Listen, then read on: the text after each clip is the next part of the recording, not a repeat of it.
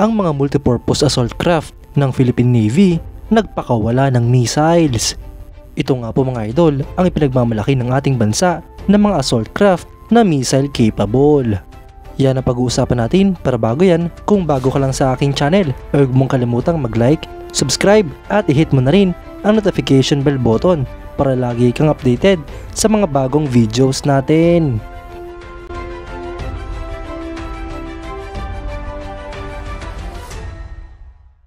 Meron nga pong video na inilabas ang Philippine Navy mga idol kung saan ipinapakita dito ang missile firing exercise involved ang isang MPAC Mark III ng Philippine Navy's Littoral Combat Force. Dito nga po mga idol ay pinakawalan ng Philippine Navy ang Spike AR surface-to-surface missile sa isang floating target. Ang multipurpose assault craft mga idol ay isang type ng fast attack assault craft na dinevelop para sa Philippine Navy. Ito nga po mga idol ay original na disenyo para sa troop transport at high-speed operations. Simula nga po noon ay na-expand na ang mga roles nito kung saan napabilang na dito ang interdiction, surface warfare at search and rescue. Sa kabuuan mga idol ay meron nga pong 42 units ang plinanang gawin para sa Philippine Navy, ngunit 12 lamang dito ang nakompleto noong September 2019.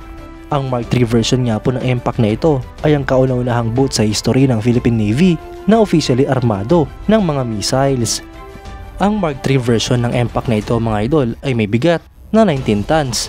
Ito nga po ay may habang 16.5 hanggang 17 meters para sa Mark III, habang ang Mark I naman ay 15 meters at ang Mark II ay 17 meters. Sila naman nga po ay may pare-parehong beam na 4.76 meters. Ang draft naman ay 0.92 meters para sa Mark I at 0.90 meters naman para sa Mark II. Sila naman nga po ay may pare-parehong depth na 2.1 meters. Ang propulsion ng mga MPAC na ito mga idol ay water jet at may maximum speed na 40 knots para sa Mark I, 45 knots para sa Mark II at 45 hanggang 47 knots para sa Mark III. Ang Mark III version na ito mga idol ay may range na umaabot hanggang sa 350 nautical miles.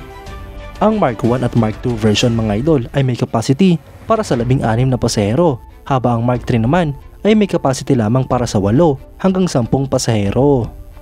Ang Mark I at Mark II ay may complement na 5, habang ang Mark III naman ay may complement na 7. Para naman sa armament mga idol, ang Mark I at Mark II version ay merong isang Browning M2HB machine gun at dalawang 7.62mm machine guns.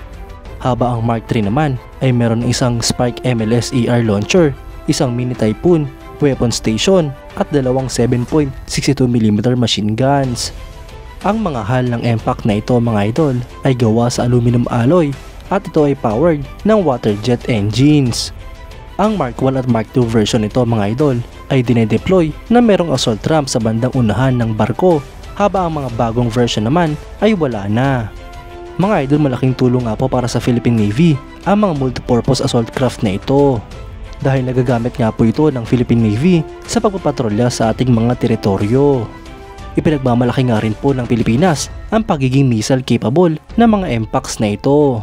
Hindi na nga po ituturing na basta-basta ang mga multipurpose assault craft na ito, dahil alam nila na armado ito ng missiles. Sana nga po mga idol ay makagawa pa ang Pilipinas ng mas maraming units ng mga multipurpose assault craft. At ang pinakamaganda pa dito mga idol ay sana ang lahat ng units na ito ay meron ng sariling mga missiles.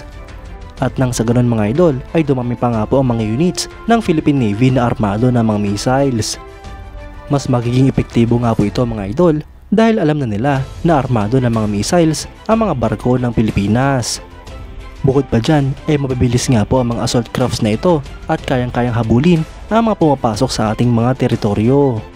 Kayo idol, anong masasabi nyo? Comment down below for your thoughts and opinions.